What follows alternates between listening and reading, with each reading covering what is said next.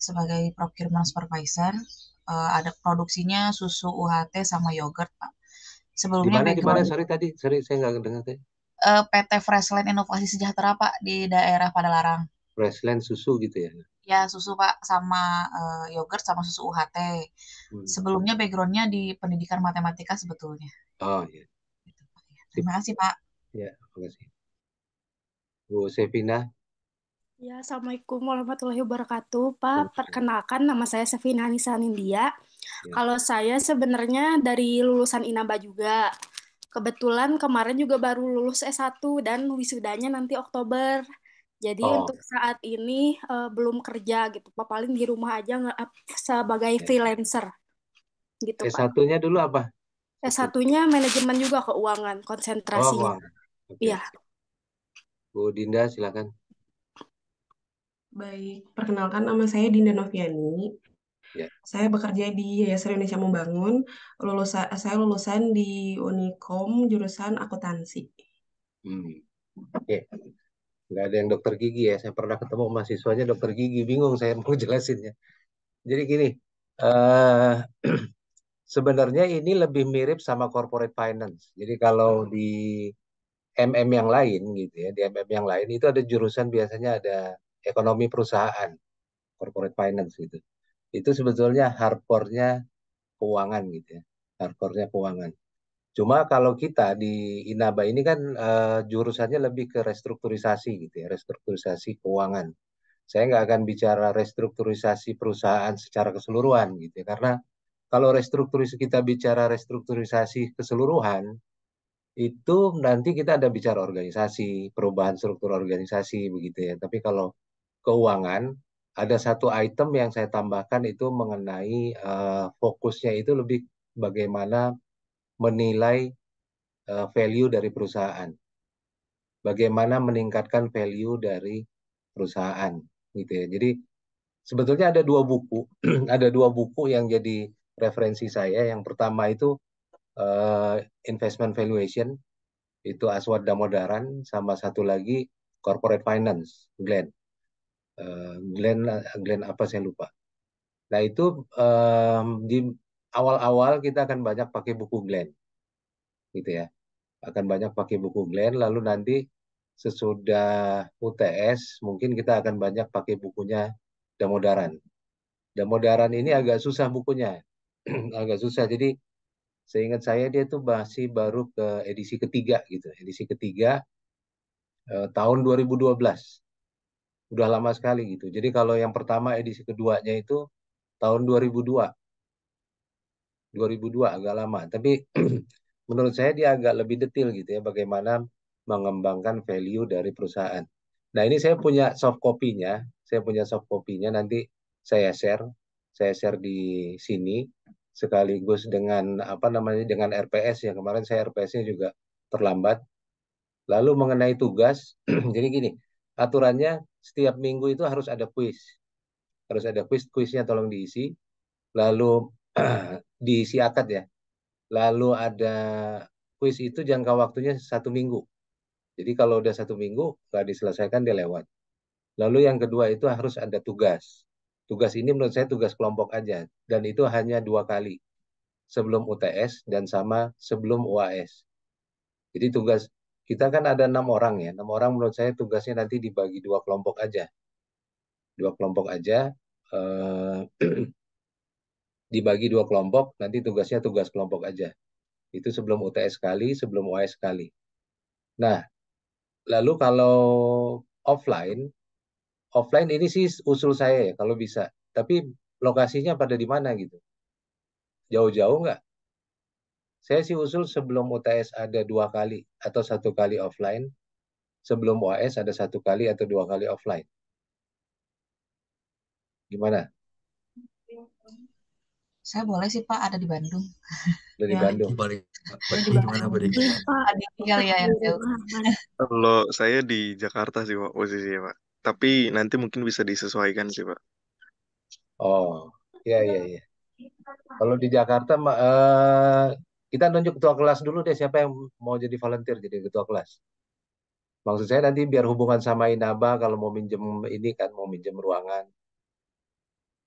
Silakan, ada yang mau Budinda, lanjut? Pak. Bang Agung. Usul Budinda, Pak. Iya, Usul boleh. Oke. Usul orang dalam, Pak. Bu Dinda Kekuatan nanti, orang dalam. oh iya, Bu Dinda nanti tolong bikin WA grup ya, WA grup juga, Boleh, Pak. WA grup. Oke. Saya mulai aja nanti yang buku saya share di sini atau di WA grup gitu ya, buku dan RPS. Ya, baik. Oke, ini kalau mau tanya silahkan, langsung dipotong aja gitu ya, dipotong aja sama saya sesekali mungkin akan matikan kamera, nggak apa-apa. Oke, kita mulai. Sesi 1 ini, nah ini, teman-teman ada yang suka main saham nggak? Pernah main saham? Beli saham? Belum. Silakan. Belum, Pak. Belum? Biasanya yang cowok-cowok suka tuh. Atau main kripto, investasi.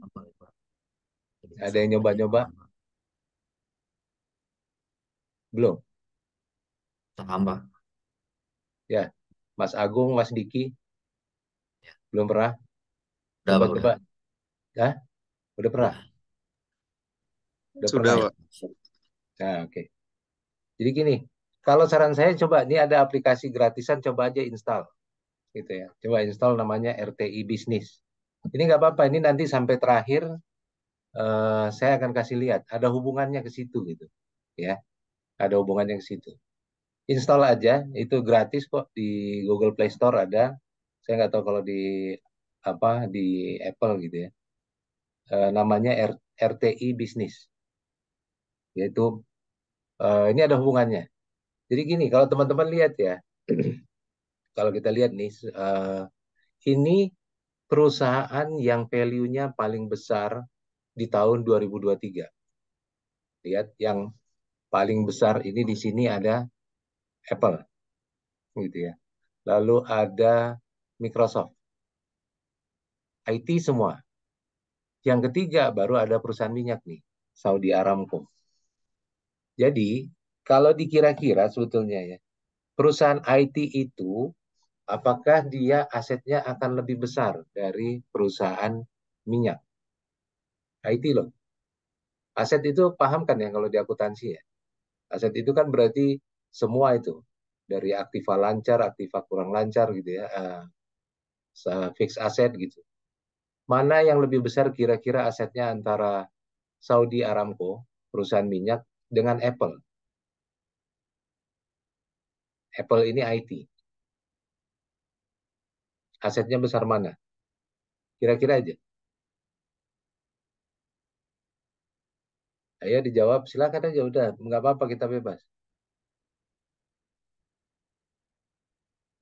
Asetnya besar mana antara Saudi Aramco sama Apple? Kira-kira aja. Salah nggak apa-apa. Ada yang mau jawab? Izin menjawab, Pak. Ya, Mas Kiki. Kalau menurut saya Saudi Aramco sih, Pak. Karena kan Betul. Saudi Aramco itu perusahaan perminyakan, Pak. Ya. Saya juga Dan belum pernah betul. Saya juga belum pernah lihat laporan keuangannya Saudi Aramco. Tapi ya sih, menurut saya, kalau iya, silakan. kalau misalnya saya kan, kebetulan adik saya kan salah satu orang yang bekerja di bidang tambang kan Pak. Dia sering menceritakan bagaimana Saudi Aramco. Kemudian juga kan kalau sekarang itu ada Aman Mineral juga yang mulai Nah, masuk ke betul. bursa efek dan lain-lain gitu kan. Ya. Nah kalau misalnya dari segi asetnya sendiri Saudi Aramco kan salah satu perusahaan terbesar nih perminyakan di dunia gitu kan. Orang berbondong-bondong ingin bekerja di situ. Dan dari perbondongan orang-orang itu pasti kan ada nilai lebih nih, nilai income yang bakal diterima atau value yang bakal diterima dari si para pekerja. Nah, biasanya para pekerja itu kan memikirkan dari segala aspek nih. Salah satunya mungkin asetnya. Dari aset sendiri, kalau menurut saya perminyakan yang ada di dunia ini merupakan salah satu hal yang paling besar gitu loh. Kalau menurut saya. Tapi emang saya sampai saat ini belum melihat si Saudi Aramco untuk Ya, laporan keuangannya seperti itu sih, Pak. ya. Ya, gampang nggak betul sih sebetulnya ya. Jadi kalau aset itu kan berarti semua aktiva dia kan. Termasuklah itu alat bor dia, alat bor minyak itu kan kepalanya dari ini tuh, dari apa namanya, dari diamond, dari ini. Kepala bor pertamanya itu ya. kan itu dari Diamond. Itu aja menurut saya. Sementara yang satu nih, Apple ini perusahaan IT. Ya, dia akan lebih banyak software. Jadi kalau fix aset saya yakin lebih besar Saudi Aramco. Dia punya apa namanya punya konsesi-konsesi di beberapa tempat begitu ya. Itu menurut saya betul. Itu perkiraan saya juga begitu. Jadi kalau secara aset mungkin Saudi Aramco ini lebih besar. Tapi value-nya, nilainya lebih besar Apple ya. Ini yang kedua. Bisa lihat di sebelah kiri dan sebelah kanan. Ini 10 bank terbesar di Asia Tenggara berdasarkan market cap. Nilai pasarnya ya, nilai pasar. Jadi di pasar kalau dihargai orang, kalau kita pengen beli, nilainya sebesar ini. Di situ ada DBS Bank nomor 1 Singapura. Nomor 2-nya siapa? BCA. BCA ini beberapa kali masuk nomor 1. Lalu ada bank kita juga itu BRI dan Mandiri. Yaitu nomor 5 dan nomor 6. Tapi kalau kita lihat di sebelah kanan, ini dari sisi aset. DBS Bank oke, nomor 1. BCA tidak masuk di 12 besar. Ini memang beda tahun ya. Tapi setahu saya, kalaupun masuk di 10 besar, aset BCA itu nggak mungkin ada duduk di nomor 1 atau nomor 2.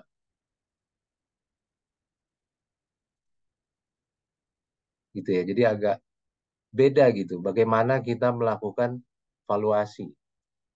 Ya. Mana yang lebih berharga? Sebetulnya yang lebih berharga adalah value-nya, nilai pasarnya. Nilai pasarnya. Jadi tadi antara Apple sama Saudi Aramco gitu ya. Lalu antara BCA di perbankan ASEAN gitu. BCA di perbankan ASEAN nomor 1 atau nomor 2. Nilainya. Nilainya. Tapi secara aset mungkin BCA lebih kecil. Secara aset mungkin Apple lebih kecil dari Saudi Aramco. Gitu. Kalau ini di perbankan udah jelas. Secara aset BCA pasti lebih kecil dari minimum 10 bank gitu ya. 7 atau 10 bank BCA itu nggak akan asetnya lebih duduk di nomor 1.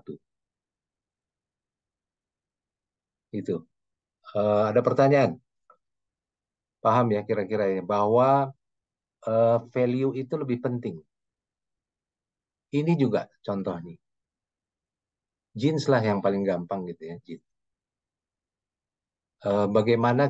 Bagaimana kita lihat harga pasar celana jeans misalnya Levi's itu bisa 1,7 juta gitu ya. Wrangler itu sekitar 500.000 atau 600.000. Apa yang membedakan sebetulnya antara Levi's dengan Wrangler? Kalau bahan mungkin teman-teman tahu lah. Bahan dengan ini dengan apa namanya mungkin sama-sama aja. Mungkin modalnya sekitar 100-200 ribu gitu ya satu pasang celana. Tapi harganya bisa beda. Kira-kira kalau menurut teman-teman apa yang membedakan Levi's dengan Wrangler?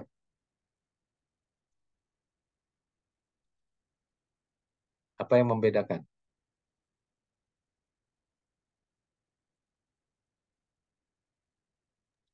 Value-nya Pak.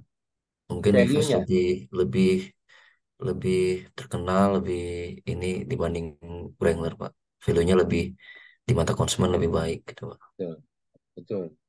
Jadi kan yang menjadi apa namanya yang menentukan itu kan sebetulnya value-nya ya. Value-nya bagi siapa? Bagi kalau dalam hal ini celana jeans itu value bagi konsumen gitu ya kan value-nya. Entah itu masalah lebih enak dipakai atau masalah apa namanya? Masalah mereknya atau tapi yang jelas value-nya itu lebih tinggi gitu. Value-nya lebih tinggi dari harganya. Begitu juga dengan perusahaan. Begitu juga dengan perusahaan. Case tadi kan menunjukkan seperti itu gitu ya. Bahwa nilainya mungkin di apa namanya BCA itu nggak ada di sini, tapi value-nya lebih besar. Jadi bukan nggak mungkin gitu ya kalau di dalam dunia dunia bisnis gitu ya, perusahaan yang value-nya lebih besar itu bisa mengakuisisi perusahaan yang value-nya lebih kecil. Misal dulu kan kita pernah dengar namanya ABN AMRO Bank gitu ya. ABN AMRO, Bank Belanda, terkenal, jaringannya ada di mana-mana. Dan kita nggak pernah dengar namanya RBS, Royal Bank of Scotland, RBS. Kita nggak pernah kenal. Tapi value-nya sebetulnya RBS itu lebih besar dari ABN AMRO. Di tahun, saya lupa tahun berapa, tahun 2012 gitu, ABN AMRO itu diakuisisi sama RBS. Nah, semua orang nggak tahu tuh siapa ini RBS gitu ya. Siapa di belakang RBS. Sebetulnya karena value-nya RBS lebih tinggi. Oke. Nah, sekarang pertanyaannya tadi, kalau value itu kita berikan, satu untuk konsumen, kalau perusahaan untuk siapa? Ingat kalau kita dulu belajar akuntansi di S1, tujuan perusahaan itu untuk apa sih?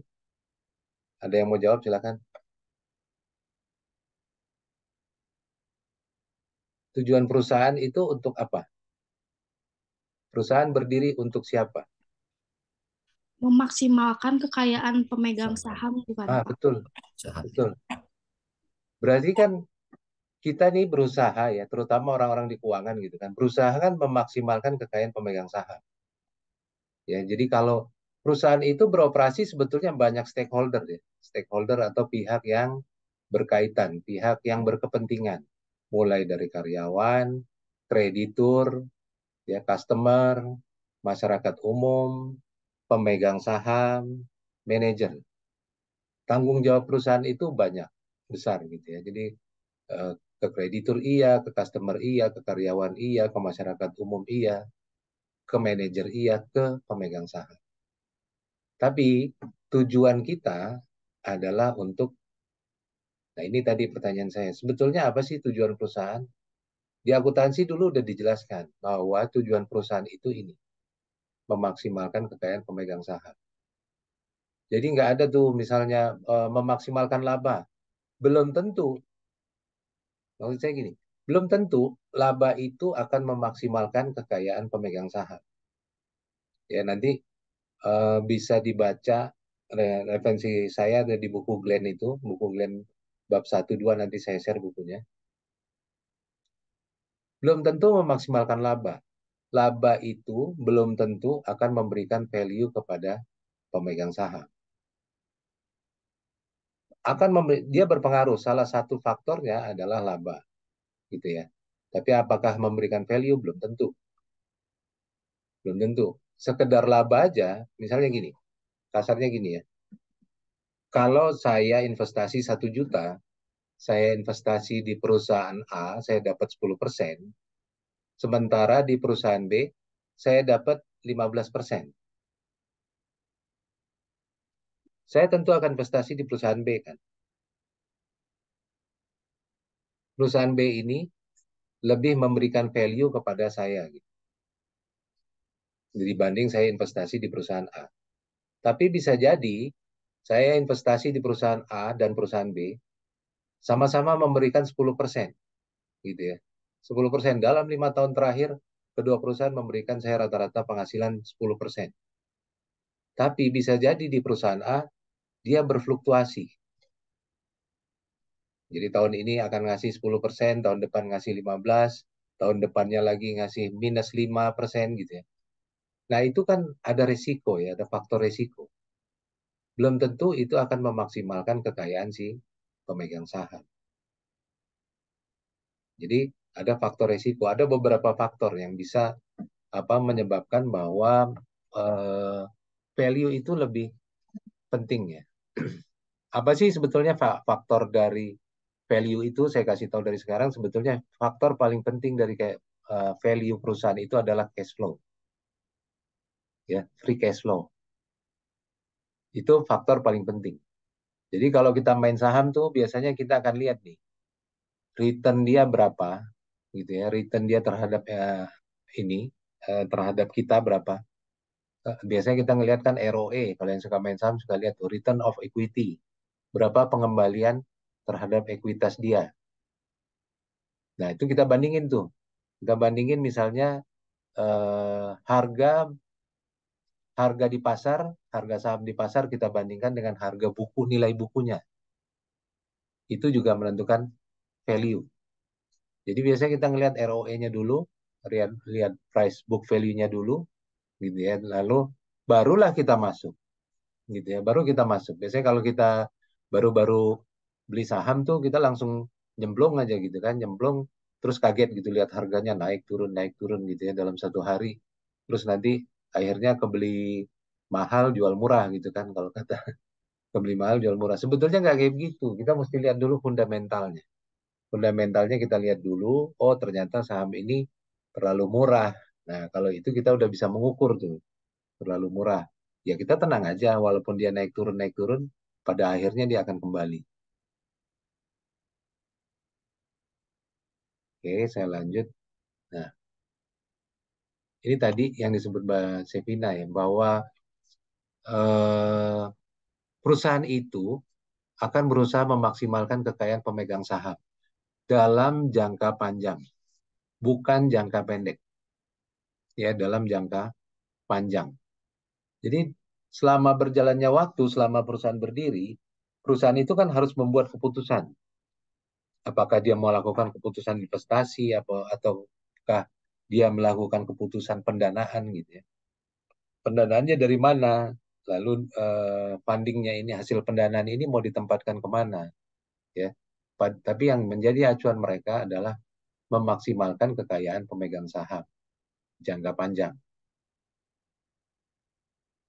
Ada pertanyaan atau mau komentar silakan. Pernah dengar-dengar nggak? Kadang-kadang di perusahaan besar, gitu ya, di perusahaan besar itu biasanya akan membagikan bonus saham ke karyawan. Jadi bonus tahunannya bukan cuma uang, tapi juga saham. Kenapa? Sebetulnya itu untuk menarik ini ya, menarik motivasi pegawai. Kalau harga sahamnya naik, berarti kan secara otomatis bonusnya juga meningkat gitu ya. Jadi tujuan akhirnya adalah memaksimalkan kekayaan pemegang saham.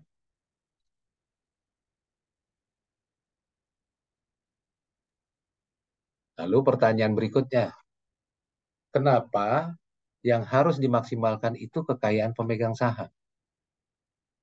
Kenapa bukan yang lain-lain? Kenapa bukan manajemen?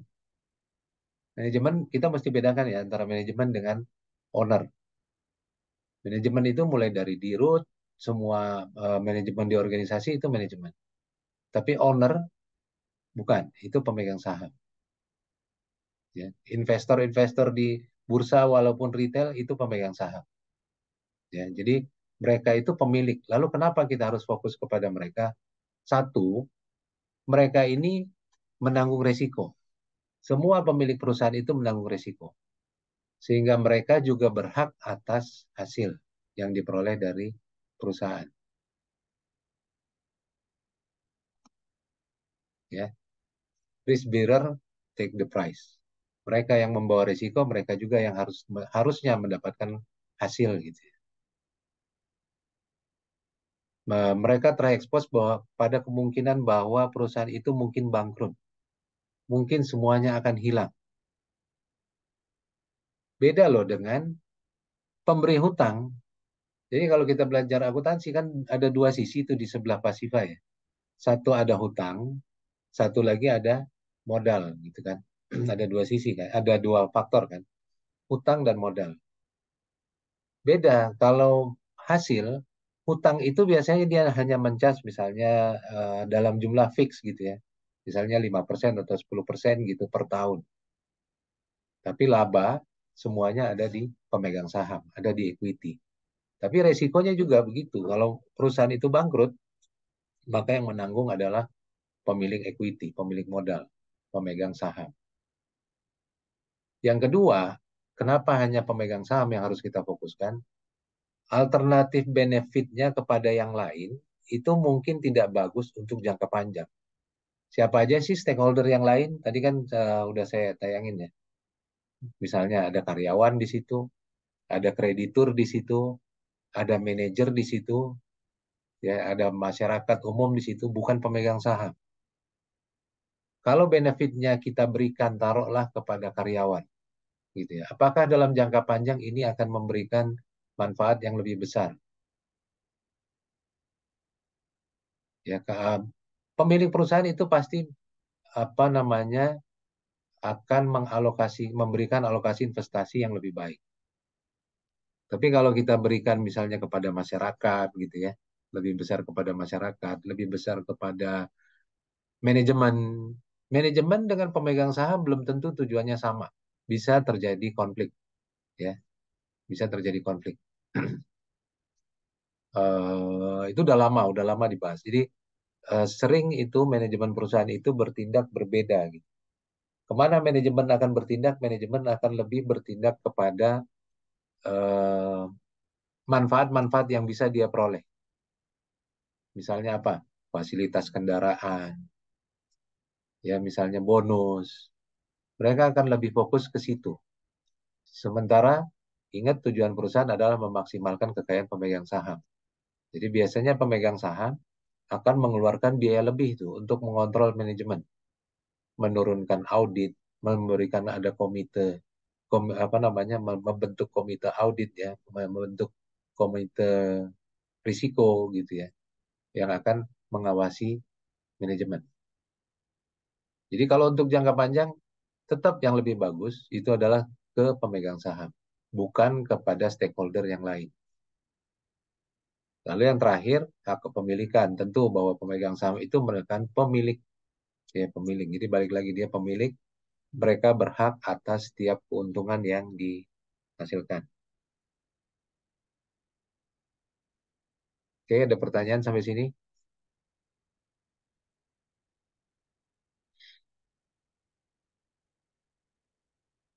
Nggak ada. Saya pengen tanya tuh sama Mas Diki tuh. Kalau Mas Diki main saham, yang pertama dilihat apa?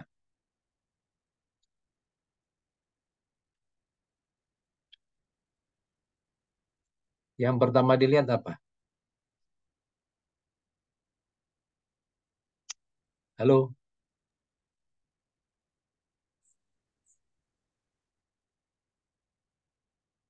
Mas Diki atau Mas Agung yang pernah beli saham gitu?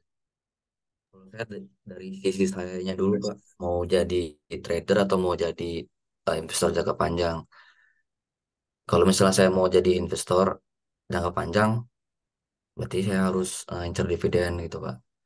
Nah, kira-kira misalnya apa nih yang paling aman untuk jangka panjang, yang tidak akan berpengaruh terhadap isu-isu apapun. Kalau saya paling aman di bank biasanya Pak, antara BCA atau BRI.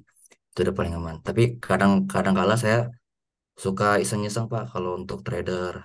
Kayak misalnya kemarin Goto, awal-awal saya pesen juga gitu untuk di IPO-nya. Terus langsung jeblok, saya tahan dulu. Terus pas sudah naik lagi, sempat di 400, langsung saya jual. Kemarin waktu turun di 90-an saya beli lagi. Terus pas sudah 115 saya jual lagi. Itu kalau untuk jangka pendek. Dalam jangka waktu sebulan itu lumayan Pak. Itu bisa untuk bayar semesteran. Ya, Itu kalau saya dari sisinya dulu Pak, dari kitanya pengen jadi trader trader. atau jadi investor gitu. Hmm. Ya bagus-bagus. Itu kan berarti kita udah bicara ini ya, teknis di saham ya. Tapi maksud saya yang perlu kita fokuskan sebetulnya fundamentalnya dulu. Mental betul. Fundamentalnya dulu. Kalau kita mau jadi investor gitu ya. Kalau kita sebagai pemegang saham, fundamentalnya dulu. Sebetulnya apakah perusahaan ini akan memberikan apa value gitu ya, memberikan value, tambahan value kepada pemegang saham. Jadi kita bisa lihat dari situ. Oke, ini ada Bu Luciana, ada komentar Mbak Luciana. Belum perkenalan tadi, silahkan perkenalan dulu. Iya Pak, maaf saya terlambat, sinyal wifi-nya di sini dari tadi susah masuk. Iya Pak, saya Luciana Sandra, baru semester 2 Pak. Oh, Kebetulan saya di Jakarta, eh, bisa ikut kuliah online dari di Bandung ini. Itu aja kalau dulu. sekarang kerja Iya Pak, saya kerja di di ATR BPN Pak Pusat, Pertanahan oh, Pusat Pak. Pertanahan Pusat. Nggih. Backgroundnya dulu S1-nya? Nah, serunya background saya S1-nya sama saya pernah kuliah S2 juga kemarin. Fisika semua, Pak. Oh, fisika Kemudian saya, S1, iya, S1 fisika, S2 fisika. S2 fisika kemarin. Nah, kemudian karena di tempat kerja ya Pak, jadi mau tidak mau saya harus ambil manajemen lagi sama penasaran sih Pak. Memang dari dulu S1 penasaran sekali sama manajemen, makanya saya ambil lagi kuliah kayak Ya, ya. gitu. Oke, oke. Iya, jadi ini saya pelajari dari awal kayak gitu. Iya, iya, oke. Jadi di ATR BPN pun banyak berkaitan sama keuangan gitu ya? Saya kebetulan di Biro Perencanaan dan Kerjasama, Pak. Kalau perencanaan tuh bicara penganggarannya, kemudian kerjasama itu kayak MOU MOU-nya, Pak. Jadi Oke, ya memang lebih ke keuangan banyak, oke, oke. Oke. ya, Nah, Pak. saya sih mengharapkan sebetulnya minimal pernah ini ya, tahu mengenai akuntansi sedikit gitu ya, Siap, mengenai neraca, mengenai apa namanya, mengenai laporan keuangan gitu. siap, Pak. Saya pelajari, Pak. Ya, ya, oke. Jadi kalau tadi saya sempat diskusi gini, kalau bisa kita itu ada offline-nya sekali atau dua kali gitu. Karena gini ya, saya agak kesulitan menjelaskan dengan online gitu, dengan online. Jadi nanti diatur aja ketua kelasnya tadi Mbak siapa? Mbak Dinda ya. Iya, boleh, Pak. Nanti tolong bikin grup, terus kita bikin apa namanya, bikin kelompok, kelompok dua kelompok aja, ini Baik. untuk tugas. Nanti kita jadwalkan aja di grup gitu ya. Nanti tolong tanya juga ke Mbak Hafsah gitu kan, kapan ada tempat dan disesuaikan dengan jadwal waktu teman-teman gitu ya. Kalau bisa minimum satu kali sebelum UTS dan satu kali sebelum UAS, minimum. Oke. Tapi kalau bisa dua kali, karena saya nggak yakin juga tuh mau menjelaskannya. Saya nulis di online pun susah gitu. Apa yang mau saya tulis gitu kalau kalau ini kita ketemu hitung-hitungan gimana gitu. Siap, Pak. Oke, oke. Baik, saya lanjut ya. Nah, bagaimana dia memaksimalkan kekayaan pemegang saham? Satu, itu memaksimalkan daya beli. Kedua, memaksimalkan dividen. Dividen ini kan bagian laba ya. Bagian laba kepada pemegang saham. Jadi gini teman-teman, perusahaan itu setiap tahun, terutama yang sudah terbuka, itu kan ada perhitungan labanya. Laba ini bisa dibagi langsung ke pemegang saham dalam bentuk dividen atau disimpan kembali ke dalam perusahaan. Diinvestasikan lagi ke perusahaan. Diinvestasikan lagi berarti dia bisa gunakan lagi tuh bagian laba itu ke proyek-proyek yang ada di perusahaan. Jadi banyak perusahaan tuh yang memberikan dividen tuh besar sekali gitu ya. Misalnya bank itu bisa memberikan dividen 60%. 60% dari laba dia kasih ke pemegang saham langsung. Jadi nggak diinvestasikan lagi. Terus ada beberapa perusahaan tambang di Indonesia juga seperti Indo Tambang Raya itu juga memberikan dividen besar-besaran gitu. Bisa 600 perak satu lembar saham. Dari harga sahamnya saya lupa 20 ribuan. Jadi itu sebetulnya dua gitu ya. Bentuknya apa? Bentuknya bisa memaksimalkan daya beli.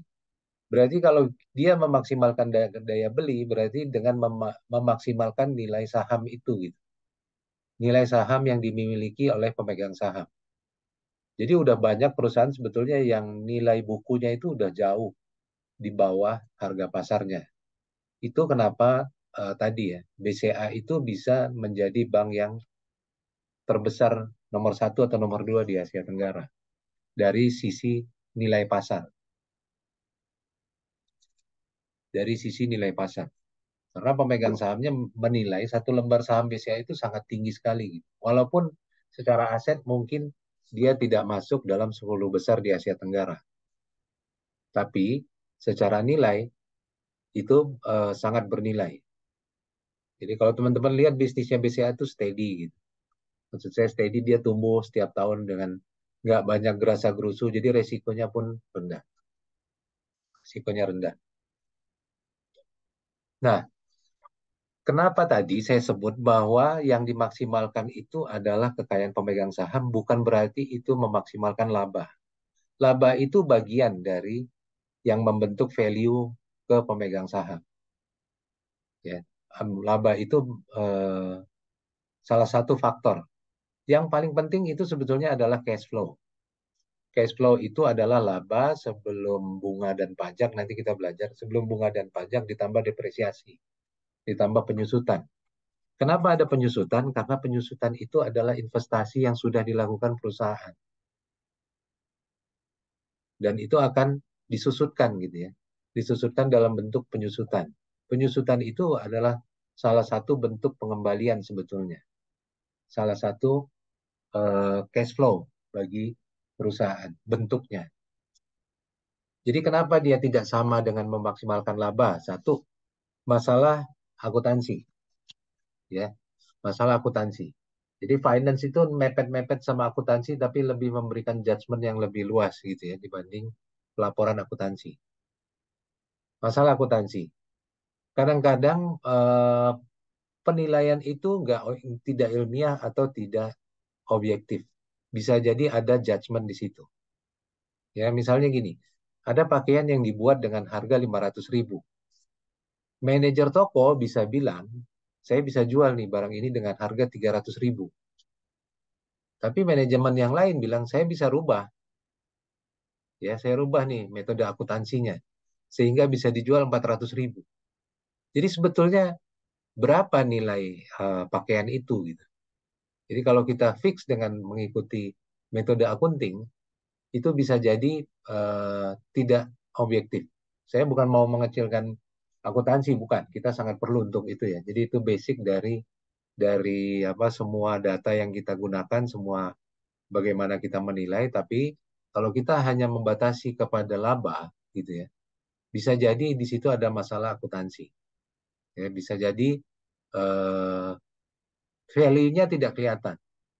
Mungkin teman-teman yang belajar akuntansi dulu juga tahu tuh kalau persediaan gitu ya, ada metode pencatatan persediaan, ada metode first in first out, ada metode last in first out gitu. Kan itu akan memberikan nilai persediaan itu jadi berbeda gitu ya. Kalau first in first out berarti harganya mungkin namanya lebih tinggi gitu daripada last in first out. Gitu kan. Kalau last in kan berarti persediaannya baru dibelinya udah lama, tapi keluarnya duluan persediaannya. Mungkin harganya berbeda tuh dengan harga yang first in first out. Yang udah dibeli sekarang lalu digunakan, langsung digunakan, itu mungkin harganya lebih mahal. Gitu. Jadi bisa terjadi bias kalau kita hanya memaksimalkan laba. Satu, karena ada masalah akuntansi. Ada yang mau tanya? Kalau nggak ada, saya lanjut. Ini waktunya cuma 2 jam. Lalu masalah komunikasi. Ya, apakah dengan cukup dengan akuntansi itu bisa memberikan keyakinan kepada investor? Ya, investor itu tahu bahwa saham kepemilikan dia itu berisiko. Ya, kalau misalnya hanya mengandalkan akuntansi, memaksimalkan laba, tidak tahu investor itu dari mana misalnya sumbernya gitu. Maka investor mungkin akan menghindari saham tersebut. Ya, jadi ada masalah komunikasi. Ya, perusahaan itu biasanya kalau yang sudah terbuka dia akan penting berkomunikasi terus kepada investor. Mereka biasanya memiliki unit tersendiri gitu yang mempunyai menangani investor. Itu investor relation. Jadi kalau teman-teman lihat ke web perusahaan terbuka itu biasanya ada investor relation gitu ya di situ. Nah, itu di situ dijelaskan semua mengenai kondisi perusahaan. Ya, jadi mungkin memaksimalkan laba itu nggak sama dengan memaksimalkan kekayaan pemegang saham. Lalu tambahan modal. Ini analoginya gini. Kalau pemegang saham menyuntikkan dana lebih besar ke perusahaan, tapi perusahaannya hanya bisa mempertahankan laba. Ya, hanya bisa mempertahankan laba. Kalau dulu 10% saya suntik modal masih 10%, mungkin keuntungannya naik gitu ya. Tapi returnnya buat pemegang saham itu kan sebetulnya sama aja malah mungkin turun gitu ya. Mungkin mereka akan melihat ini lebih beresiko. Jadi belum tentu labanya itu bisa memberikan keuntungan memberikan hasil yang maksimal buat investor gitu ya. Misal Contoh lagi tadi, misalnya Goto gitu ya. Nah, ini yang paling ekstrim nih, perusahaan-perusahaan fintech. Perusahaan fintech itu masuk bursa eh, dengan kondisi minus, labanya minus, gitu ya, labanya minus. Secara fundamental siapa yang mau beli gitu ya, kalau memang seperti itu. Tapi harga sahamnya toh naik juga, kan karena di situ berarti ada ekspektasi tertentu gitu ya. Ekspektasi dari pemegang saham bahwa kalau saya invest di sini, nanti nilai saham saya bisa naik. Itu kan keyakinan gitu ya, keyakinan dari si investor. Apa yang dia yakini belum tentu dari laba, belum tentu dari laba.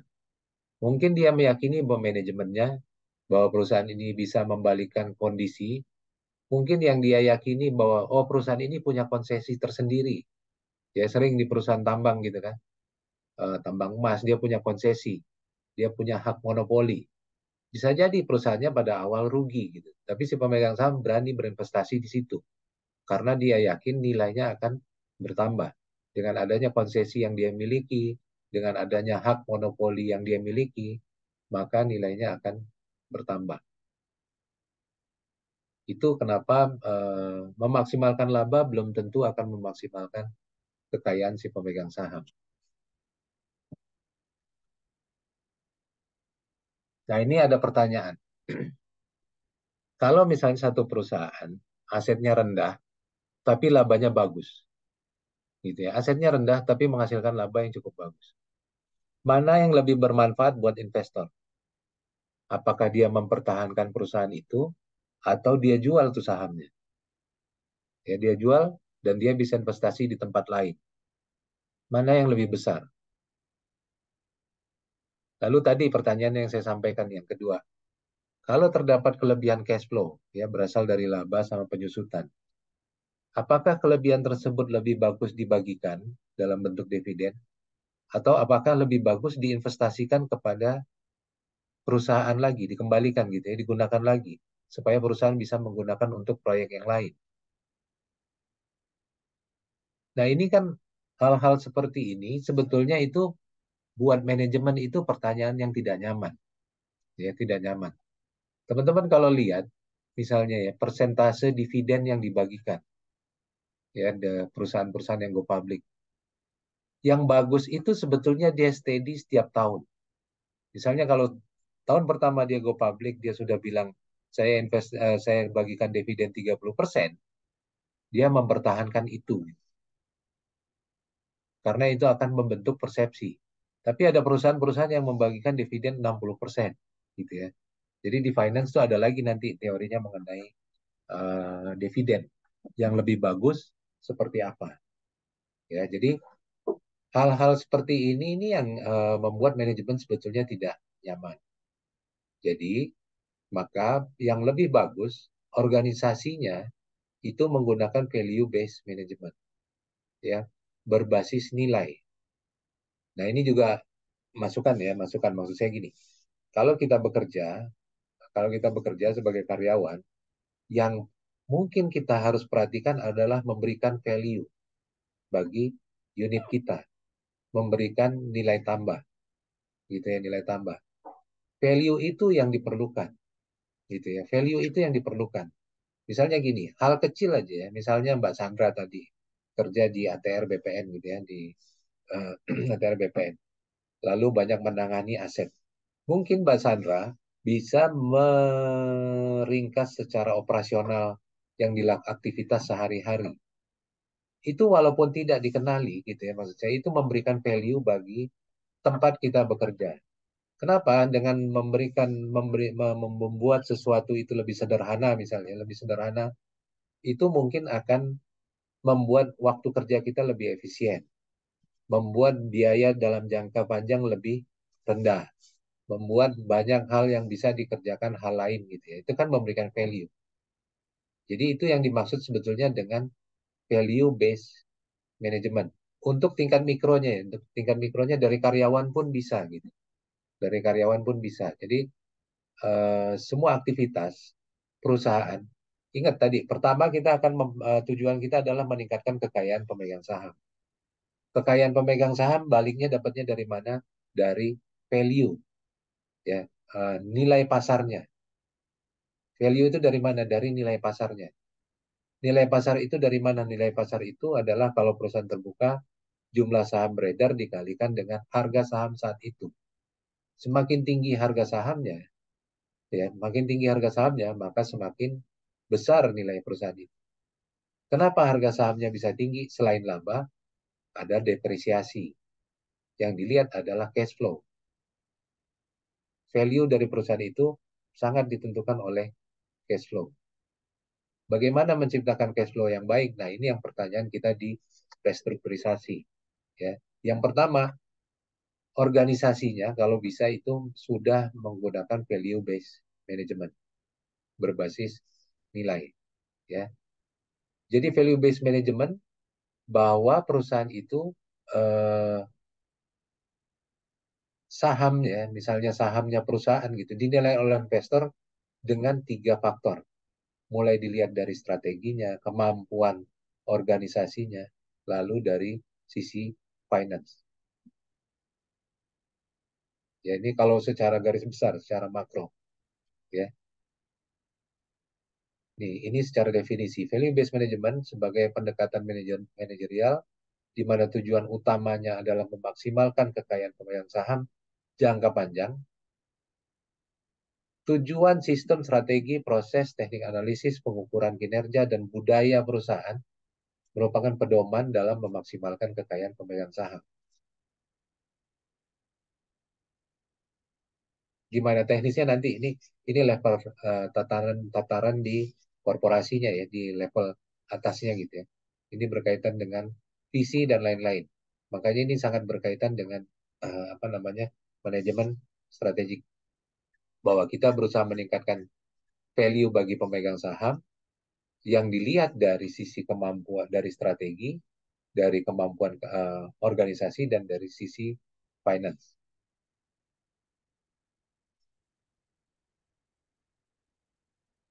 Nah, ini ada 3 langkah kalau minta kita di level korporasi untuk menciptakan value. Ya, yang pertama, komitmen. Ya, kesadaran dan komitmen terhadap misi untuk meningkatkan kekayaan pemegang saham di seluruh organisasi. Lalu gunakan teknik untuk mengukur penciptaan value itu di tiap level organisasi. Semua orang paham mengenai tindakan tersebut. Lalu pastikan bahwa setiap aspek manajemen sesuai dengan tujuan dari shareholders value. Ya, mulai dari SDM-nya hingga dari lead bank. Jadi semuanya itu fokus ke hal seperti itu. Tujuan bentuknya apa? Bentuknya tadi saya bilang cash flow. Bentuk akhirnya apa? Cash flow. Cash flow-nya itu dari mana? Cash flow itu ingat, laba ditambah depresiasi. Jadi ini secara korporasinya gitu ya, secara korporasi berusaha menciptakan value. Tapi secara mikro pun sebetulnya dari level karyawan itu bisa menciptakan value. Tadi yang saya contohkan, kita bisa kalau kita masuk ke satu unit sebagai karyawan, maunya kita meninggalkan unit itu dengan memberikan legacy atau memberikan value yang lebih baik di unit kita. Meninggalkan sesuatu yang lebih baik. Apakah dia lebih efisien atau dia lebih berhasil menghasilkan laba. Nah, ini contoh nih. Kalau kita hanya berusaha memaksimalkan laba, laporan keuangan bisa menjadi terdistorsi, gitu ya. Ini contoh laba operasionalnya nih, perusahaan X dan perusahaan Y, sama-sama memberikan laba 3.000, ya 3 juta pound sterling di tahun ke-1, tahun kedua, tahun ketiga, ya sama-sama nih. Tapi karena misalnya ada judgment, ada metode akuntansi yang berbeda, sehingga depresiasi yang digunakan mungkin berbeda. Pada hasil akhirnya, laba yang dihasilkan itu berbeda. Awalnya kelihatan sama besar, tapi earningsnya pada hasil akhir ini mungkin berbeda. Kelihatan perusahaan Y ini lebih steady dan jumlahnya lebih besar. Nilainya tidak berfluktuasi gitu ya, 1571, 1571, 1571. Sementara perusahaan X Awalnya 500, lalu 1125, lalu 1594. Ini mungkin perusahaan kalau kita asetnya sama, mungkin buat investor akan lebih baik dia masuk ke perusahaan Y. Jadi kalau laporan keuangan yang kita pegang hanya laporan keuangan, mungkin akan terdistorsi. Lalu kalau dia melakukan investasi, belum memasukkan semua unsur yang menjadi pertimbangan kelayakan investasi. Ya, kalau kita lihat di sini perusahaan A dan perusahaan B menghasilkan laba yang sama. Tahun ke-1, tahun kedua, tahun ketiga. Ya, tapi kalau kita lihat di bawah, ya ini tahun ke-1, tahun kedua, dan tahun ketiga. Tapi kalau kita lihat di bawah, modal kerja perusahaan ini, perusahaan A, itu peningkatan dalam jumlah hutangnya, misalnya tahun ketiga 42, peningkatan inventorinya 63, sementara di perusahaan B, peningkatan hutangnya ada 126, peningkatan inventorinya 105. Berarti perusahaan B ini menggunakan sumber daya yang lebih besar dari perusahaan A. Sehingga labanya mungkin, cash flow-nya mungkin akan lebih besar di perusahaan A. Itu ya, jadi kenapa kita tidak hanya membahas mengenai laba, tapi cash flow. Ya, cash flow-nya mungkin jadi berbeda karena dia menggunakan sumber daya yang lebih besar. Jadi kalau value itu ingat-ingat, value itu pasti berkaitan dengan cash flow. Anda boleh cek semua perusahaan di bursa yang cash flow-nya minus. Biasanya jarang investor yang masuk, kecuali perusahaan-perusahaan tertentu ya, misalnya perusahaan tambang yang besar, mungkin di tahun pertama dia cash flow-nya minus karena dia perlu eksplorasi, pembukaan tambang baru misal. Tapi kebanyakan yang perusahaan yang cash flow-nya negatif, walaupun dia untung, walaupun dia dinilai murah, biasanya jarang investor yang mau masuk. Karena value-nya ada di situ. Value-nya ada di cash flow.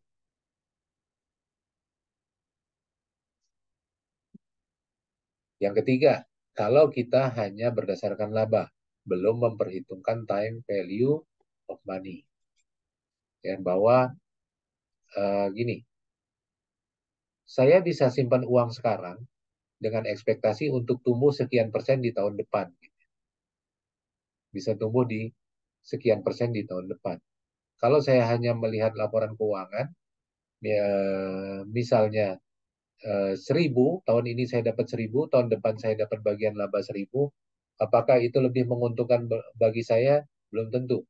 Karena nilai 1.000 sekarang lebih bernilai dari 1.000 yang akan datang. Jadi dia belum memperhitungkan time value of money. Ya, jadi teman-teman ingat bahwa investor itu punya pilihan.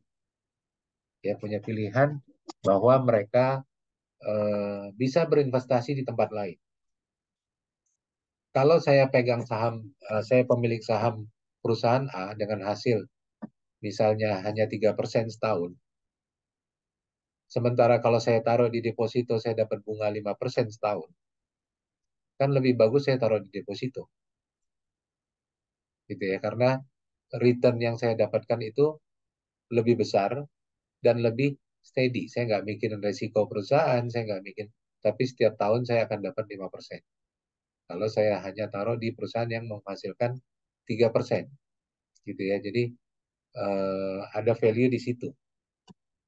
Jadi biasanya pemegang saham itu akan menentukan syarat pengembalian, required rate of return, tingkat pengembalian yang diminta, gitu ya.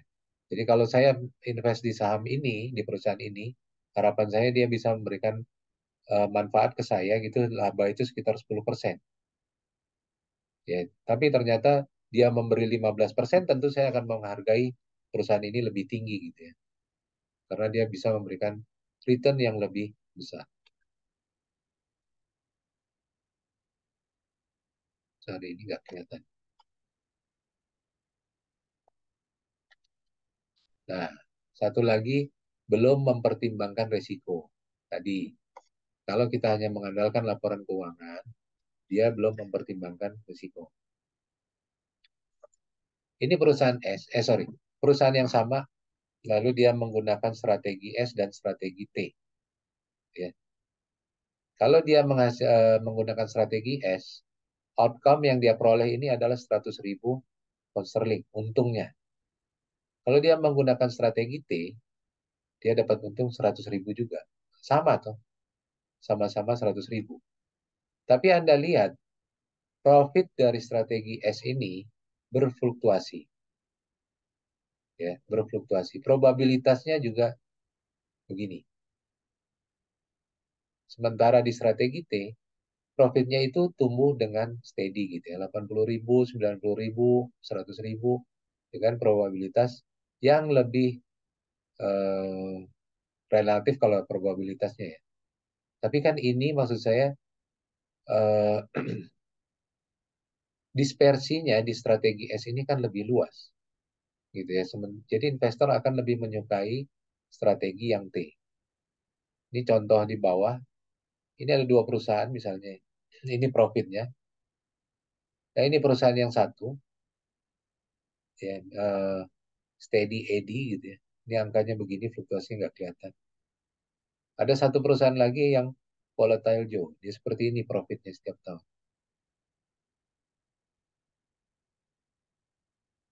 Ini secara rata-rata di sini. Tentu si perusahaan, si investor akan memilih steady eddy. Wah, saya kalau investasi di volatile Joe ini fluktuasinya tinggi. Fluktuasinya tinggi. Lebih bagus saya investasi di steady eddy. Saya lebih beresiko kalau investasi di volatile Joe.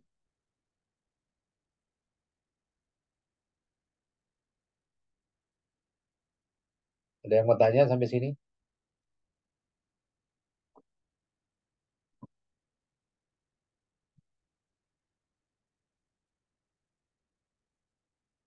Tidak ada ya? Saya lanjut. Nah, value itu akan tercipta kalau investasi menghasilkan tingkat pengembalian yang lebih besar dari yang disyaratkan. Tadi saya bilang, kalau saya investasi di perusahaan A hanya mengembalikan 3%, saya lebih bagus investasi di deposito. Saya dapat hasil 5%. Ya. Jadi biasanya investor tuh ada standarnya. Berapa sih required return yang dia harapkan dari perusahaan ini gitu ya. Kapan value itu tercipta? Value itu tercipta, ingat ya, tadi kita berusaha meningkatkan value.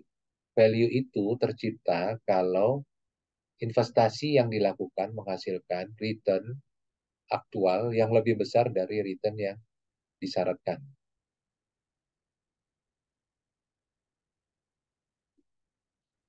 Jadi 4 elemen tuh value itu. Jumlah dari modal yang diinvestasikan. Kedua, actual return-nya, berapa return-nya dari modal yang diinvestasikan. Lalu ketiga, berapa rate of return yang diharapkan, gitu ya. Lalu berapa lama, gitu ya. Ini planning horizon.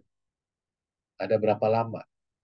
Berapa lama dia untuk melihat persisten atau kedaya tahanan dari return itu. Selisih antara faktor dan 2 dan 3, ini kita sebut dengan performance spread. Berapa actualnya, berapa require-nya. Ya, ini adalah performance spread.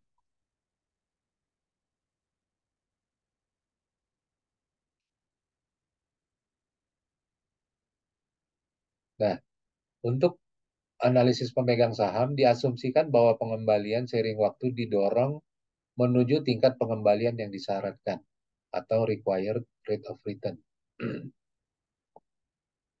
Required rate of return.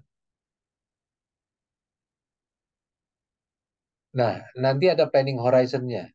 Kalau untuk jangka panjang, investasi itu biasanya secara rata-rata hanya menghasilkan minimum. Nah, inilah sebetulnya core dari permasalahan kita, adalah nilai dari perusahaan itu. Tadi kita udah lihat bahwa tujuan kita adalah memaksimumkan kekayaan pemegang saham, berarti melihat nilai perusahaan, kenapa BCA nilainya begitu besar sementara asetnya mungkin lebih kecil. Yang dilihat adalah present value dari cash flow-nya dalam waktu yang bisa kita planning, dalam waktu yang kita rencanakan.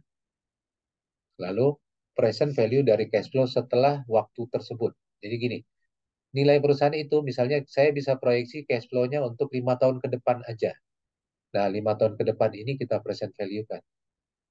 Lalu untuk tahun 6 dan selanjutnya, perusahaan itu kan berdiri untuk jangka waktu yang tidak ditentukan. Gitu. Dengan asumsi akan selamanya berdiri. Nah, ini biasanya di present value kan juga, tapi dengan angka rata-rata. Total inilah corporate value. Inilah nilai pasar, nilai dari perusahaan itu. Nilai inilah yang biasanya digunakan sebagai waktu kita melakukan akuisisi. Gitu ya. Kita mau akuisisi nih perusahaan A. Apakah kita membandingkan dengan harga saham, dengan sahamnya aja enggak? Kita akan lihat corporate value-nya. Sebetulnya value perusahaan ini berapa? Ya. Bagaimana menghitung corporate value ini? Kita hitung dari cash flow dia. Untuk periode yang bisa kita rencanakan, ditambah periode sesudahnya. Ya, biasanya kalau kita bisa hanya merencanakan 5 tahun, ya kita gunakan 5 tahun. Lalu tahun ke-6 dan sampai tidak terbatas, kita gunakan secara rata-rata. Inilah corporate value dari perusahaan.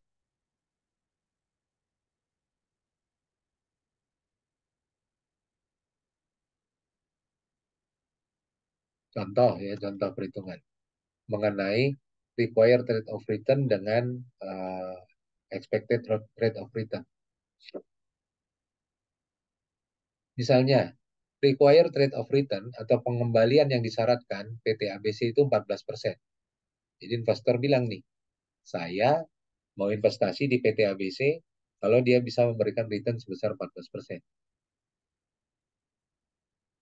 Dia investasi sebesar 1 juta US, ternyata pengembalian aktualnya, actual return-nya itu 17%. Ya. Berapa value creation yang diciptakan dalam 1 tahun itu adalah investasi dikali pengembalian aktualnya dikurang tingkat pengembalian yang disyaratkan. Ya, jadi kalau kita gunakan pengembalian aktualnya ini adalah R, required rate of return, dan yang disyaratkan itu adalah K, ya tingkat pengembalian, dikali jumlah investasinya. Nah, inilah value creation-nya yang tercipta dan inilah spread-nya, istilahnya performance spread, gitu ya. Ternyata ada spread tambahan nih sebesar 30.000. Saya ekspektasinya dapat 14%, ternyata saya dapat 17%, gitu kan. Jadi semakin tinggi performance spread ini, semakin menarik bagi kompetitor juga ingin masuk gitu ya. Bagi investor juga menarik, kompetitor juga pengen masuk. Oh ternyata kalau saya invest di perusahaan seperti ini, kompetitor kalau saya berbisnis seperti ini, ternyata saya bisa menghasilkan spread yang lebih tinggi. Ya, jadi semakin menarik kalau pengembalian aktualnya itu lebih tinggi dari pengembalian yang diharapkan, required-nya. Ya, nanti required rate of return-nya kita pelajarin. Ini saya kasih tahu konsepnya dulu. Required-nya ngitungnya dari mana? Ngitungnya yang paling mudah dari bunga pasar dulu, gitu ya. Bunga pasar dulu. Bunga pasar berapa? 6%. Ditambah apa? Ditambah risiko. Oh, perusahaan ini perusahaan apa? Oh, perusahaan perminyakan. Perusahaan perminyakan kita hitung. Secara industri perminyakan, dia return-nya berapa, fluktuasi harganya seperti apa, dan itulah tambahannya. Jadi itu yang akan menjadi required rate of return. Kalau ternyata dihitung required-nya 14% dan menghasilkan 17%, maka nilainya akan dinilai perusahaan itu sangat bagus. Dan investor akan sangat tertarik. Gitu ya. Ada yang mau komen? Bertanya, silakan.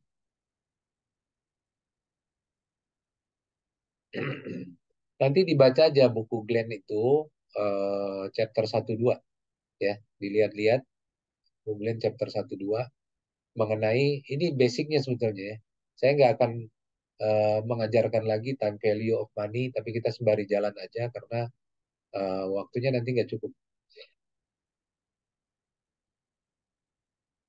Ya, jadi kalau misalnya ini ya, berapa sih value dari perusahaan ABC ini, gitu ya? Kalau dia ternyata memberikan hasil seperti itu, gitu ya.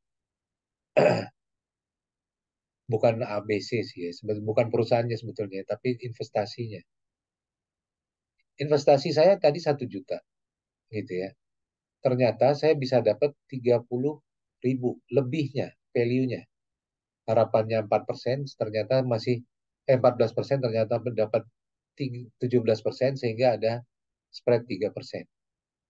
Nah, ini kita anuitaskan, kalau dia 10 tahun bertahan, menghasilkan 3% ini, lebih gitu ya.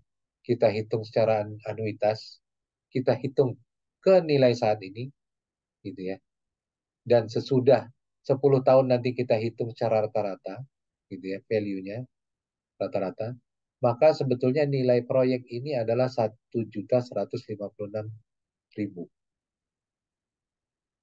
Nilai investasi ini adalah 1.156.000 nilai saat ini.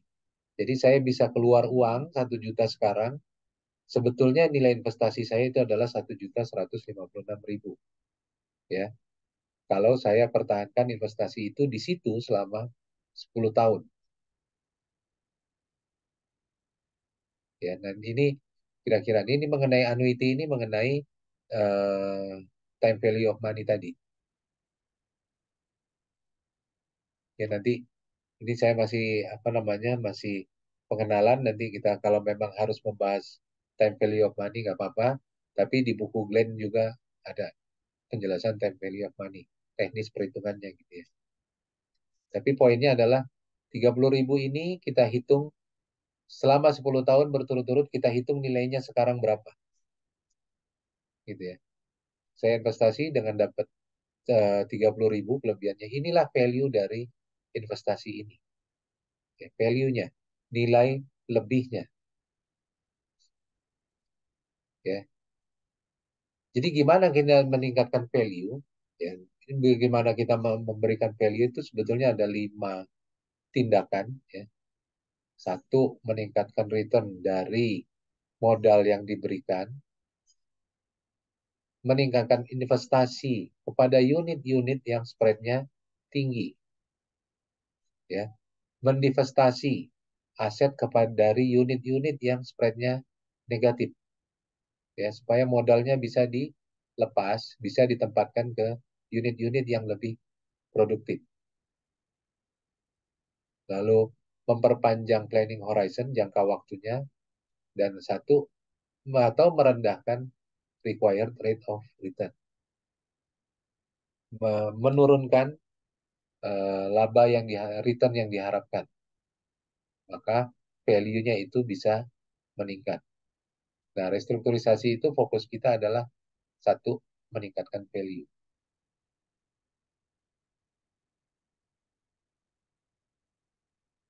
Ini contoh aja bagaimana perusahaan mengaplikasikan prinsip value di organisasi. Ya, jadi di sini ada strategic business unit. Jadi kalau strategic business unit itu ada unit-unit yang diminta untuk memberikan value kayak dilombakan gitu ya.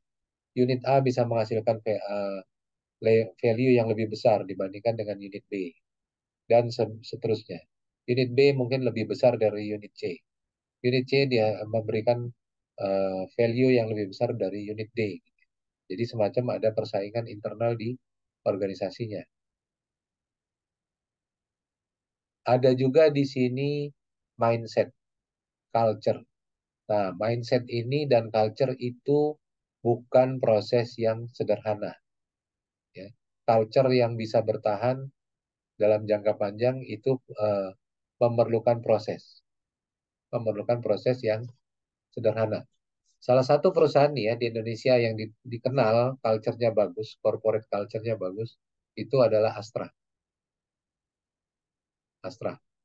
Teman-teman kalau lihat bagaimana percayanya asing terhadap Astra. Astra Indonesia, Astra Internasional, Unilever. Itu value perusahaannya sangat besar. Jadi kalau kita lihat di market, market cap-nya besar sekali. Ini perusahaan ini nilainya udah sampai 115 triliun gitu ya. 1.115 triliun gitu. Kayak Unilever perusahaan lama, mungkin dengan culture yang bagus. Lalu Astra gitu juga. Itu membentuknya bukan dalam waktu yang singkat. Ya, di situ ada mindset, di situ ada culture, ada mindset untuk memberikan value bagi perusahaan. Ya, jadi kalau membentuk culture itu saya cerita memang agak panjang. Jadi agak panjang. Kenapa? Contoh sederhananya aja. Culture misalnya ditentukan. Harus hadir kalau rapat itu 5 menit sebelum rapat. Nah itu membentuk mindset seperti itu cukup panjang. Bukan dalam bentuk hukuman, tapi akan membentuk kebiasaan. Ya, jadi prosesnya panjang. Tapi kalau culture itu bisa terbentuk, maka itu akan membentuk juga value creation. Semua lebih efektif, semua lebih efisien, eh, semua saling menghormati, semua memiliki governance, tata kelola yang bagus, sehingga perusahaan mudah untuk ber berekspansi, mudah untuk melakukan perubahan. Itu kalau culture-nya sudah sangat bagus. Tidak ada pertentangan, tidak ada demo karyawan, gitu ya. Itu contoh bagaimana prinsip nilai itu sudah ditanamkan bahwa semua memiliki tujuan yang sama, semua ingin meningkatkan value bagi perusahaan. Dan bukan nggak mungkin pada akhirnya perusahaan akan memberikan bonus dalam bentuk saham. Tujuannya apa? Bahwa semua yang dilakukan itu akan memberikan value kepada pemegang saham. Karyawan sebagai pemegang saham juga akan berusaha meningkatkan harga saham dari perusahaan dia, gitu ya.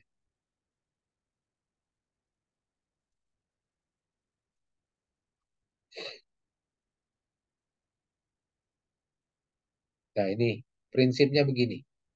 Dalam value based management, maksimalkan penjualan, pangsa pasar, kepuasan karyawan, keunggulan layanan, dan sebagainya bukanlah tujuan perusahaan.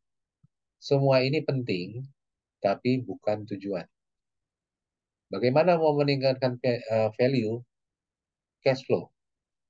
Jadi memaksimalkan cash flow yang didiskontokan kepada pemegang saham merupakan tujuan.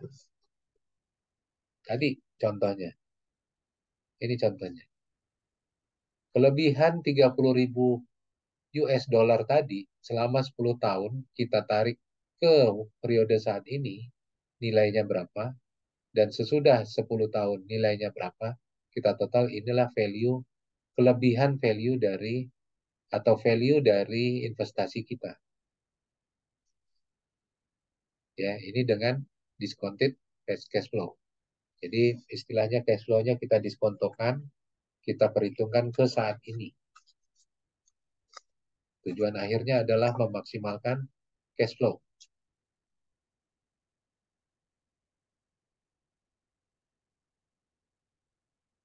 Nah ini tadi contoh aja bagaimana meningkatkan value itu dengan menggunakan strategic business unit. Bahwa mungkin unit A akan menciptakan value creation yang lebih besar dari unit B. Mungkin unit C bisa memberikan value creation yang justru minus. Bukan tidak mungkin perusahaan memutuskan, oke, saya lepas unit C. Saya akan divestasi dari unit C. Gitu ya.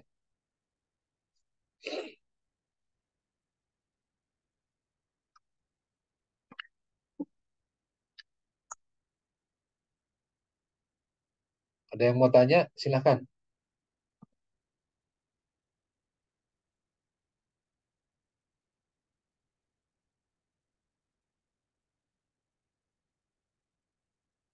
Mau tanya atau komentar?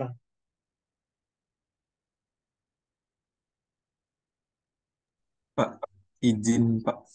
Ya, Kalau boleh tahu bukunya udah bisa di-share belum ya Pak? oh, oke oke oke. Oke. Saya juga sudah dapat sih sebenarnya, cuman saya mau ini aja Pak, make sure lagi Pak, biar lebih enak dalam Ya, saya pembelajarannya Pak. share di sini ya. Silakan ya. Boleh Pak, dengan senang hati. Terima kasih Pak. Nggak, maksud saya kalau mau tanya silakan nih sementara saya share gitu. Atau mau komen.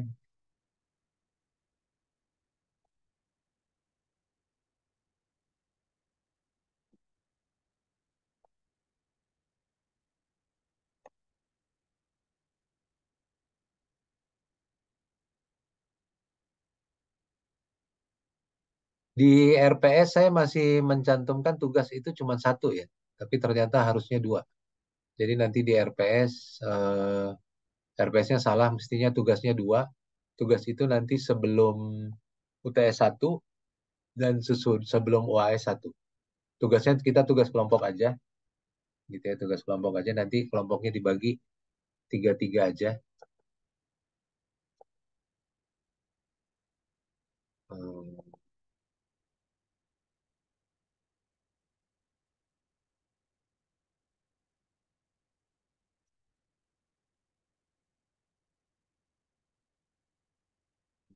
Glenn sama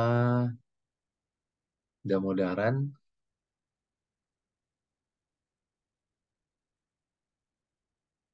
Ini saya share di chat ya. Lalu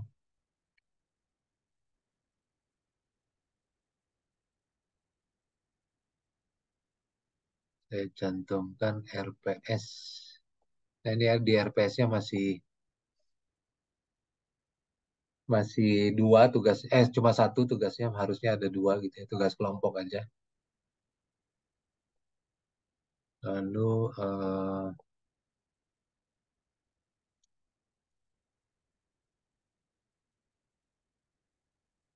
ada satu lagi buku Gaugen ini, tapi saya jarang pakai, tapi kalau untuk case bagus. Jadi ada empat itu tuh, ada empat materi tuh yang saya ini. Eh, Nanti kalau masih di sebelum UAS, sebelum UTS saya banyak pakai buku Glenn, tapi kalau sesudah UTS lebih banyak pakai bukunya Damodaran. Poin kita adalah bagaimana meningkatkan value bagi pemegang saham, bagi perusahaan. Jadi restrukturisasi, nanti kita akan belajar bagaimana meningkatkan value. Ya, bagaimana meningkatkan value. Meningkatkan value itu saya share lagi ya. Ininya udah kelihatan ya di chat. Udah muncul bukunya. Belum Pak. Belum ada, Pak. Oh, belum.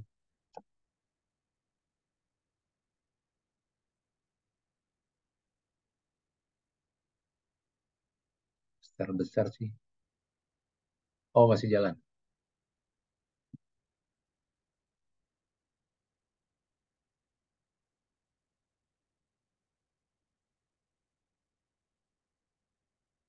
Iya, ada 4. Belum muncul mungkin di chat. Sudah, Pak. Ya.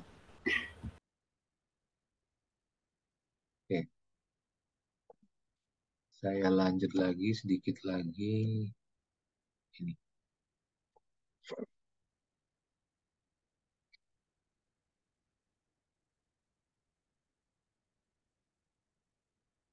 Ini nggak usah lah ya. Menurut saya ini karena ini berkaitan gini. Berkaitan dengan manajemen strategik, berkaitan dengan investment. Ada ininya juga kan ya, ada mata kuliahnya ya, manajemen strategik ya. Belajar juga nggak manajemen strategik? Ada Pak, belajar Ada, Pak. manajemen strategi. Nanti Semester kemarin. semester kemarin kan itu dituliskan kan ya, mengenai mulai dari visi, misi sampai dengan terakhir gitu ya, bahwa analisis strategis itu bisa jadi kita akan melihat ke 3 bagian ya. Yang pertama akan dilihat dulu faktor internal eksternal, lalu memilih opsi mana yang akan dipilih, yang digunakan, dan lalu implementasi ya di berbagai bidang. Tapi ingat bahwa tujuan kita pada akhirnya adalah meningkatkan value bagi pemegang saham. Meningkatkan kekayaan pemegang saham berarti meningkatkan value bagi pemegang saham. Ini contoh aja, mungkin juga udah belajar gitu ya. Contoh bagaimana melihat ini BCG Matrix, bagaimana mau melihat kondisi perusahaan saat ini, gitu ya. Lalu mungkin kita bisa pertimbangkan dari posisi ini kita mau meningkatkan posisi perusahaan kita, ya harapannya itu adalah sebetulnya di star gitu ya, star. Semuanya penting, tapi yang paling penting adalah value kepada pemegang saham. Star ini dia memiliki market share yang besar dan marketnya juga tumbuhnya besar gitu. Kayak Indomarko, tempatnya Mas Diki itu. Indomarko itu kan kakinya Salim Group ya. Maksud saya Betul, eh, Pak. semacam distributornya dari Indomaret gitu kan. Atau gimana? Enggak, ini kita diskusi aja. Bebas. Sorry Pak, kalau misalnya PT Indomarko atau Indomaret Group, dia bukan semacam distributornya sih Pak. Karena Oh kan emang bukan. sebenarnya kalau Indomaret Group itu dia udah induk ya. Salah satu perusahaan terbesar dari Salim Group. Mm-mm. Jadi kan ada banyak tuh kalau Salim Group beberapa channel gitu Pak. Salah satunya ke Indofood, baru Indomobil, Mm. Indopora dan lain-lain gitu kan. Nah, Indomarko sendiri dia punya sekitar 23 anak perusahaan Pak dari Indomarko sendiri.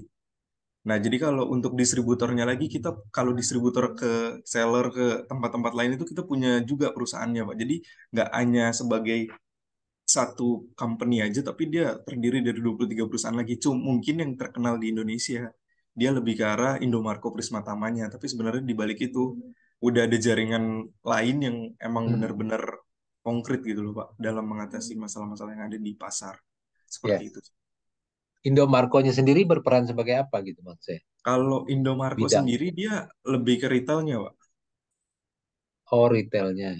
Ya, jadi sebenarnya kalau menurut saya karena kan emang kalau perusahaan-perusahaan yang dibangun pihak swasta, dia kan lebih ke arah konglomerasi ya, Pak. Dia Hah? konglomerat banget gitu. Ya. Dia kayak mengakomodir semua. Jadi kayak contoh gini, di dalam satu Indomaret itu bisa terdiri dari 23 produk yang tersebar itu merupakan anak perusahaan dari kita sendiri.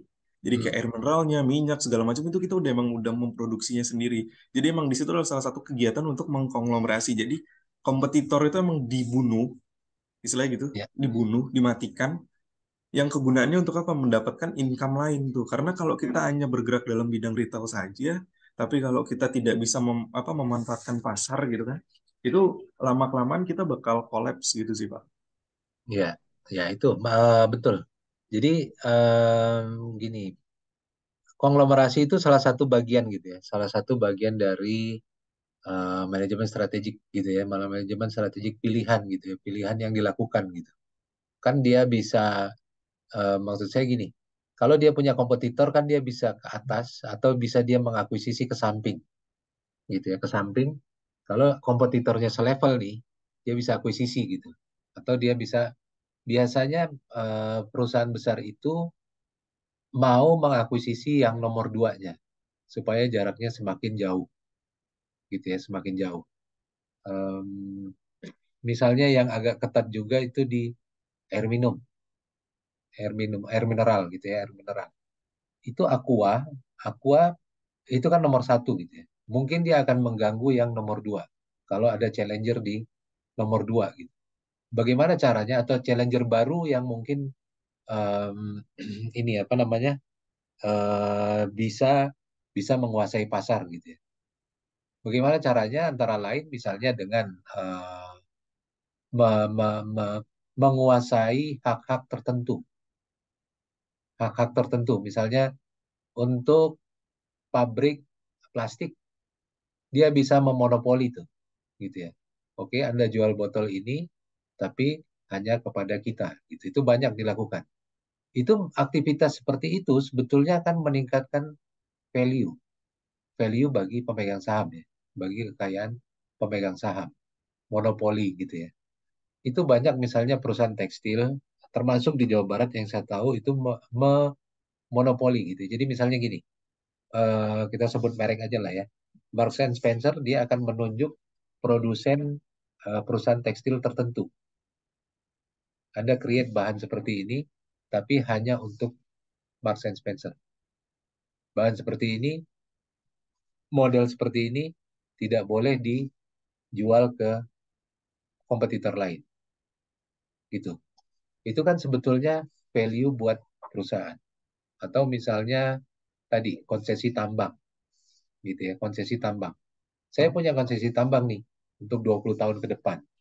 Gitu ya, untuk 20 tahun ke depan.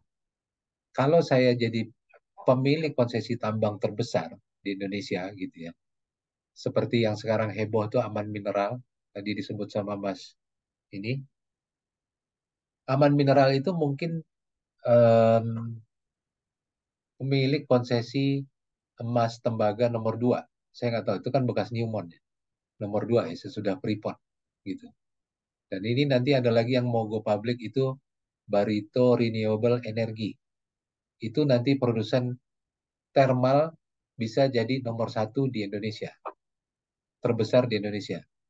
Di atas Pertamina PGEO tuh saya lupa. Pertamina Gas gitu ya. Di atas Pertamina Gas thermal gitu. Sebetulnya kalau dia menguasai hal-hal tertentu, monopoli, lalu dia konglomerasi gitu ya. Itu kan meningkatkan value bagi si pemegang saham. Meningkatkan kekayaan si pemegang saham. Karena apa? Karena dia bisa lebih efisien gitu ya. Nah, ini yang saya pengen singgung sedikit bahwa value itu mulainya dari atas.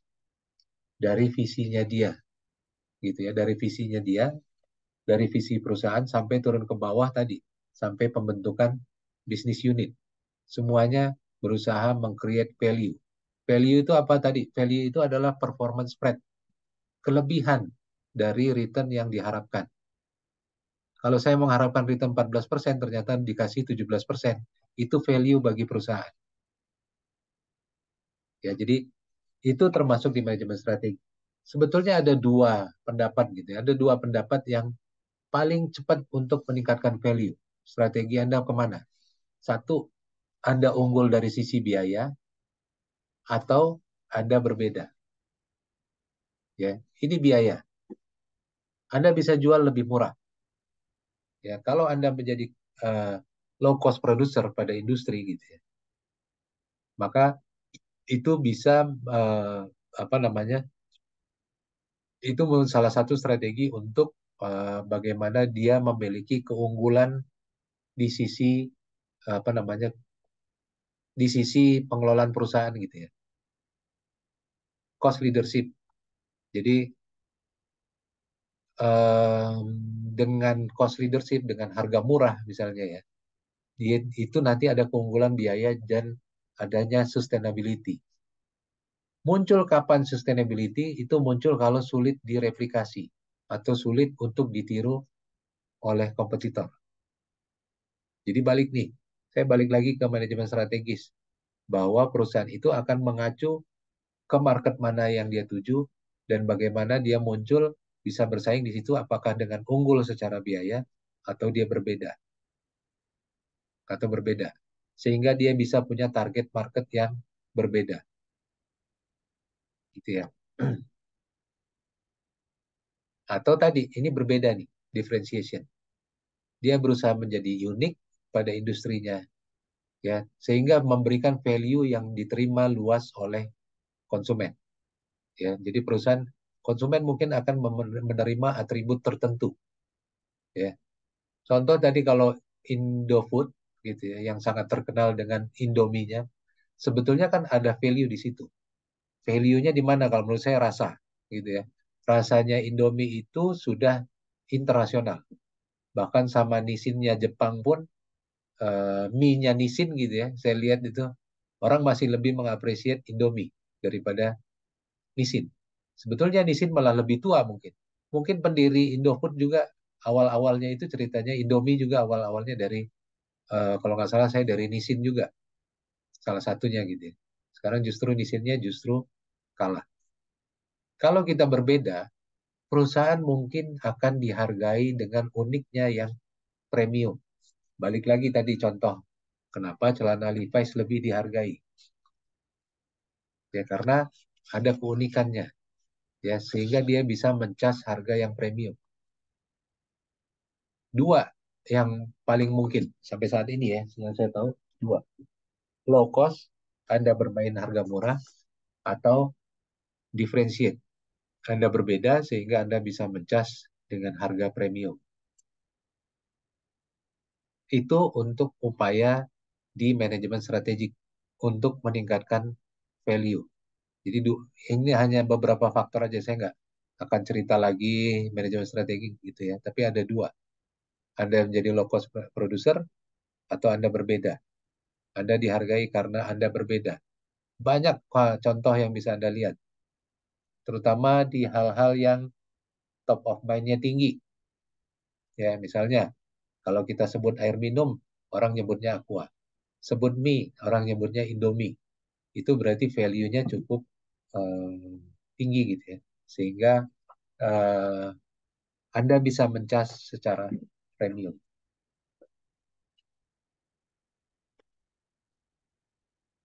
Ini contoh cost leadership. Walaupun di Indonesia mungkin perusahaannya udah nggak ada.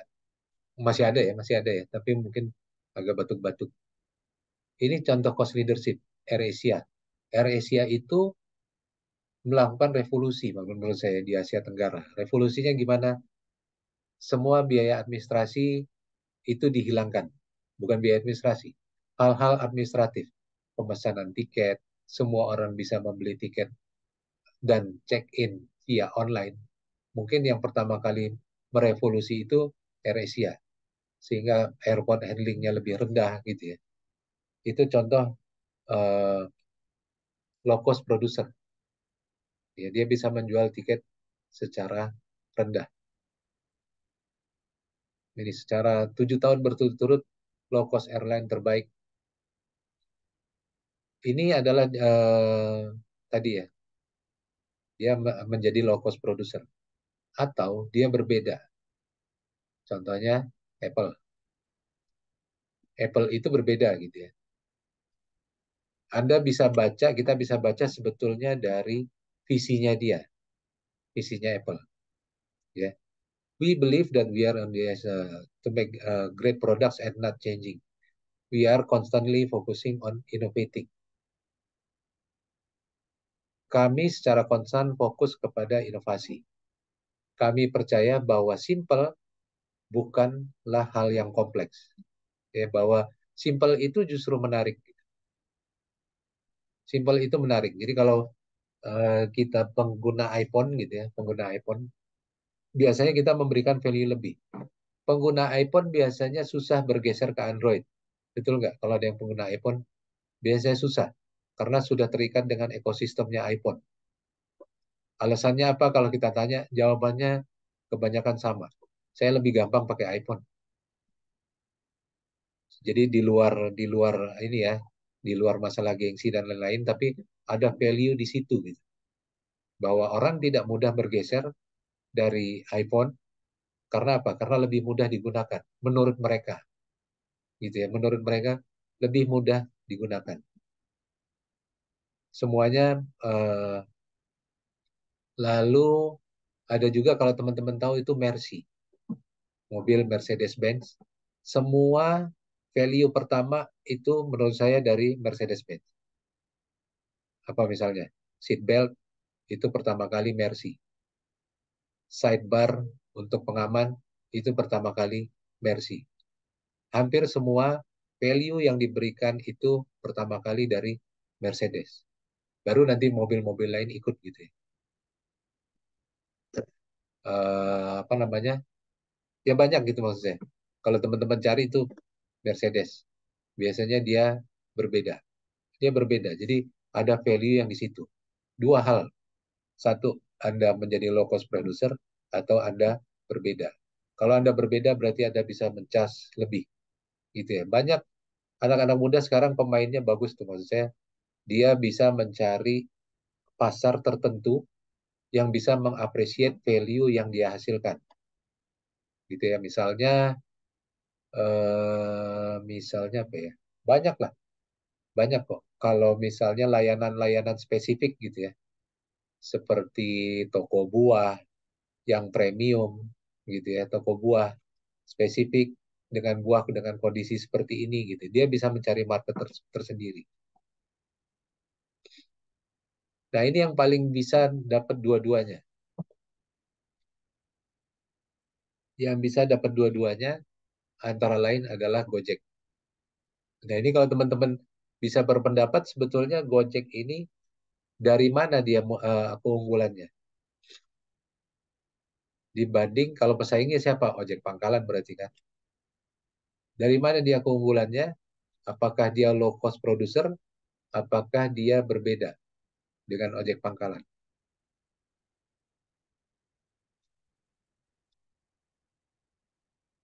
Ada yang mau kasih pendapat?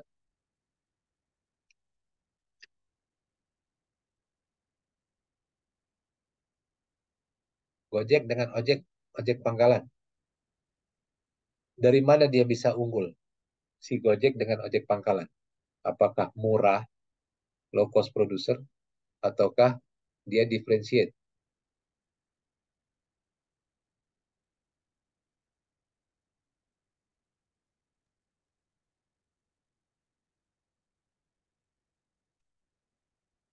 Sebetulnya kalau Gojek itu dua-duanya.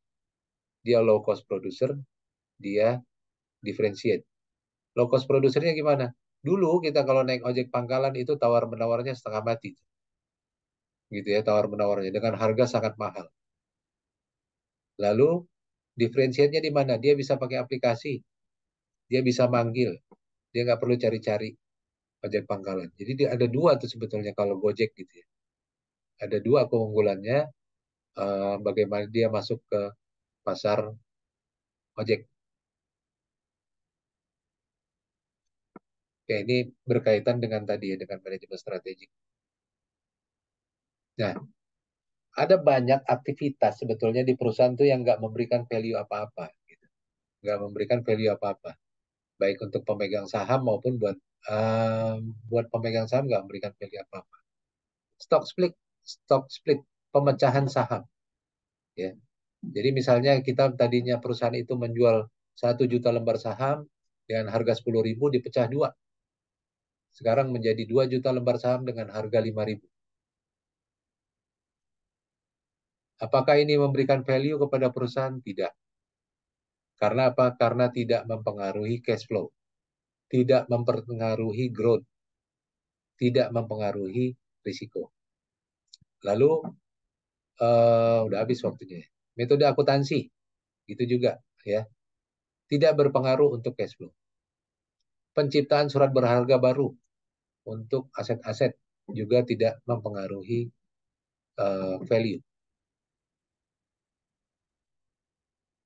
Nah, ini konsep restrukturisasi secara keseluruhan adalah perubahan struktur substansial, struktur keuangan atau pemilikan dan kontrol untuk portofolio bisnis untuk meningkatkan value.